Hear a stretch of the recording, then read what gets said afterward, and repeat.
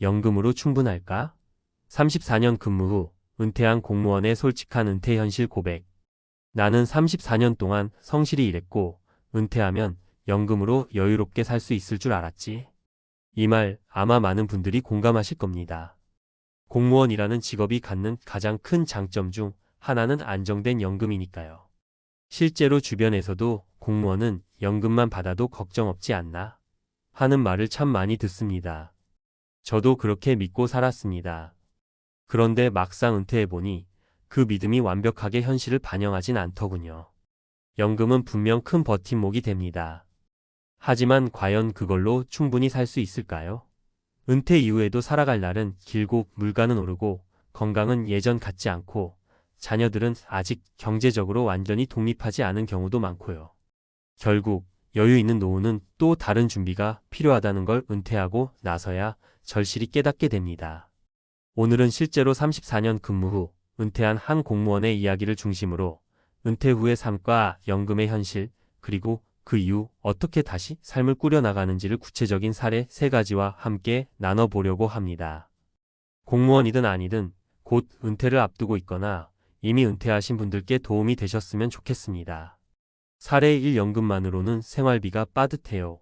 그래서 마트에서 알바 중입니다. 이분은 구청에서 34년간 근무하시다 정년 퇴직하신 60대 초반의 남성입니다. 퇴직 당시 받기 시작한 연금은 월 약 220만 원. 처음엔 이 정도면 괜찮네라고 생각하셨대요. 그런데 실제로 생활비를 써보니 생각보다 빠듯하더랍니다.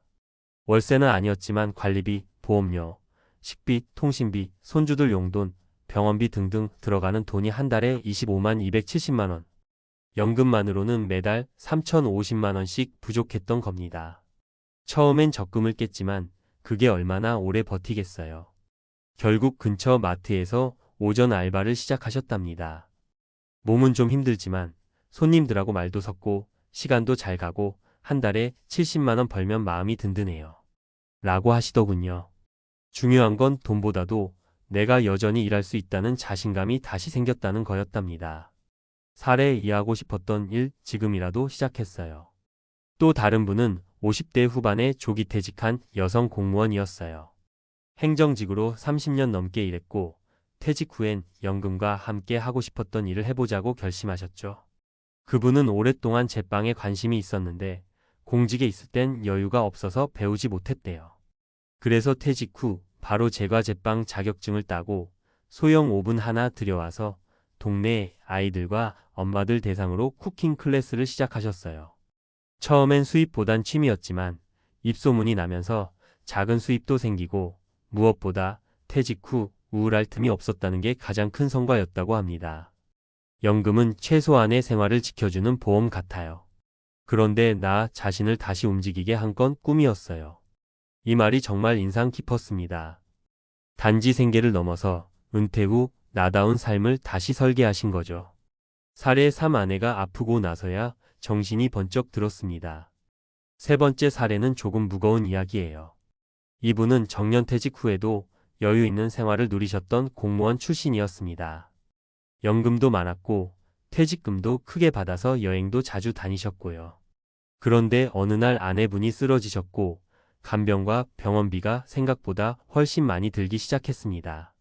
장기 요양보험만으로는 감당이 안 됐고 결국 모아뒀던 자금이 빠르게 소진되기 시작했죠. 그땐 정말 무서웠어요. 평생 모은 돈이 눈 깜짝할 사이에 사라질 줄은 몰랐거든요. 결국 이분은 은퇴 후 3년 만에 다시 일자리를 구하게 됐고 현재는 공공기관에서 계약직으로 일하고 계십니다.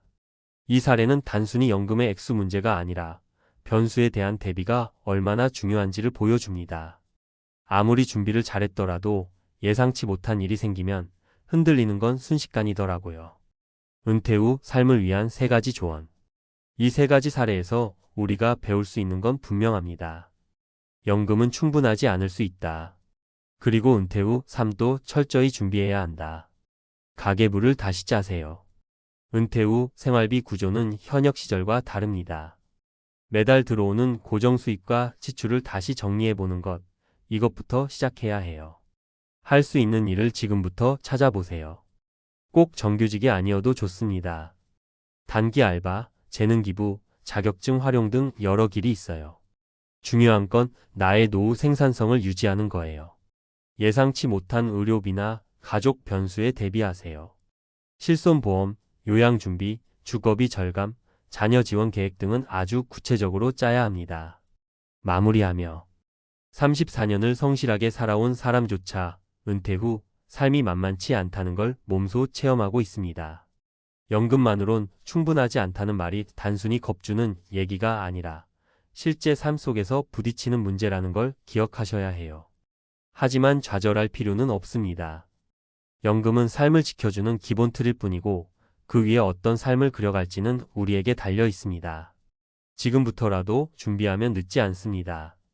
그리고 무엇보다 중요한 건 은퇴 후에도 나만의 이유로 살아갈 수 있는 삶을 만드는 일 아닐까요? 여러분은 어떤 은퇴 이유를 꿈꾸고 계신가요? 연금으로 충분할까? 그 이후 은퇴 후 삶을 지키는 3가지 실전 전략. 앞서 말씀드린 것처럼 공무원 연금이든 국민연금이든 기본적인 노후 생활비의 버팀목이 되는 건 맞습니다. 하지만 시대가 변했어요. 물가도, 수명도, 생활 패턴도 10년 전과는 완전히 다르죠. 요즘은 100세 시대가 아니라 120세 시대를 준비해야 한다는 말까지 나올 정도니까요. 그래서 오늘은 그럼 도대체 어떻게 준비해야 하냐는 질문에 현실적으로 답해 볼게요. 첫 번째 전략, 고정비 줄이기가 진짜 재테크다. 은퇴 후엔 월급이 없습니다.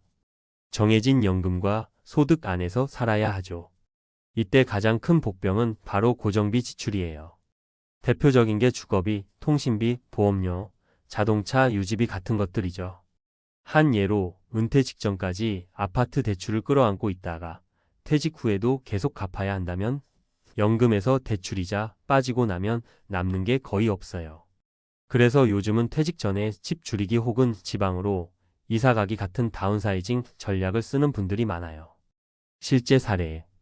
공무원 퇴직 후 경기도 외곽으로 이사간 부부가 있었어요.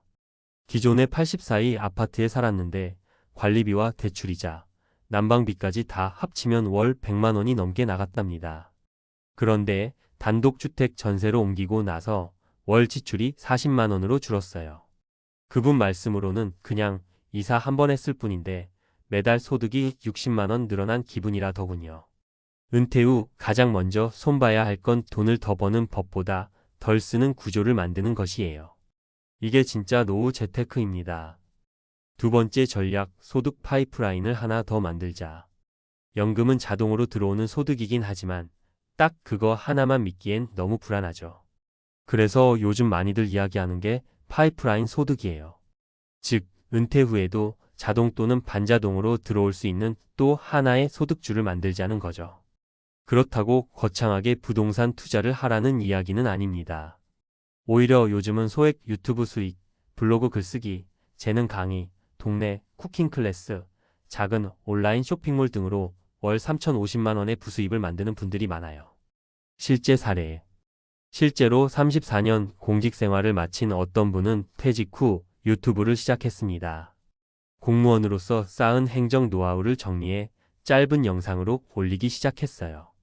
처음엔 조회수도 없고 재미도 없었지만 꾸준히 하다 보니 구독자도 늘고 한 달에 2,030만 원씩 수익이 생겼어요. 이게 뭐 대단한 돈이냐고 생각하실 수 있지만 이분 말씀으론 그냥 커피 마시듯 취미처럼 하는 건데 매달 수입이 생기니 내가 은퇴한 게 아니라 전직한 기분이래요. 그리고 중요한 건 돈보다도 자존감이란 말이 가슴에 꽂혔습니다. 세 번째 전략, 건강은 곧 자산이다. 정말 중요한 이야기입니다. 은퇴 후의 삶은 결국 건강이 버텨줘야 가능합니다. 어떤 분은 이렇게 얘기해요. 은퇴 후 연금도 있고 시간도 많은데 무릎이 아파서 어디 못 가고 혈압이 높아서 먹는 것도 조심해야 돼. 자유는 있는데 몸이 안 따라주니 다 소용없어. 은퇴 전에 특히 50대 후반부터 60대 초반 사이는 반드시 운동 습관, 식습관, 수면 리듬을 다 잡아놔야 합니다. 이게 진짜 노후 보험이에요. 그리고 건강이 따라줘야 어떤 재취업이든 부업이든 창업이든 할 수 있잖아요. 실제 사례. 지방 공무원으로 정년퇴직한 분이 계셨는데 퇴직 후 갑자기 걷는 게 불편해졌다고 합니다. 무릎 관절염이 본격화된 거죠. 그러다 병원에선 무릎 수술을 권하고 재활까지 몇 달. 이 과정에서 병원비, 교통비, 간병비까지 합쳐 수백만 원이 순식간에 나갔습니다. 게다가 그 사이 알바도 못하고 집 밖 외출도 줄고 우울감도 찾아왔다고 해요. 결국 이분은 그때서야 건강이 진짜 자산이라는 걸 절감하게 되었고, 재활 후 지금은 하루에 만보 걷기를 실천하며 건강 관련 유튜브까지 시작했다고 합니다. 늦었지만 다시 시작했다며 지금은 그 누구보다 건강하고 활기찬 노후를 살고 계세요. 마무리하며 정리해 볼게요. 연금은 생활의 기본이지만 여유를 보장하지는 않습니다. 은퇴 후에도 소득이 생기는 구조를 하나 더 만들 수 있다면 삶의 안정감이 달라집니다. 그리고 무엇보다 건강이 있어야 연금도 여행도 일도 가능한 겁니다.